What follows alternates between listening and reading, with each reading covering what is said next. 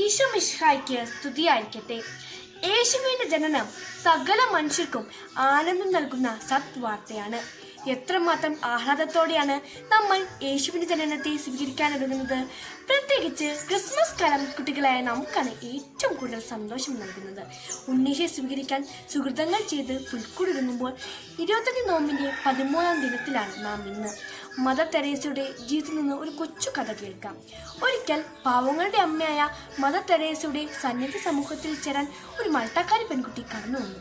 Mother അവളെ വളരെ സന്തോഷപൂർവ്വം സ്വീകരിച്ചു. അതിനുശേഷം അത്യാസന രോഗികളെ ശുശ്രൂഷിക്കുന്ന ഭവനത്തിലേക്ക് അയച്ചു. ആദ്യം മടിയോടെയാണെങ്കിലും മദർ പറഞ്ഞതനുസരിച്ച് അവൾ അവിടേക്ക് പോയി. അവിടെ മരിക്കാറൊരു കുഞ്ഞിനെ നോക്കാനാണ് ആദ്യം നിയമിക്കപ്പെട്ടത്. ദേഹമാസകലം വ്രണം പാലിച്ച കുഞ്ഞ് നിലത്ത് കിടന്ന് പുളയുകയും അവിട്ട് കരയുകയും ചെയ്തുകൊണ്ടിരിക്കുന്നു.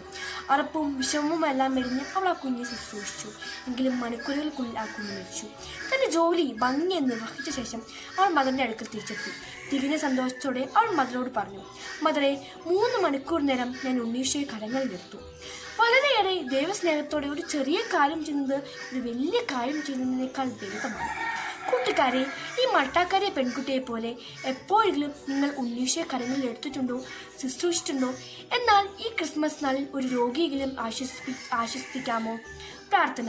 ഉണ്ണീശോയെ, താഴ്മയുള്ളൊരു ഹൃദയം എനിക്ക് തരണമേ.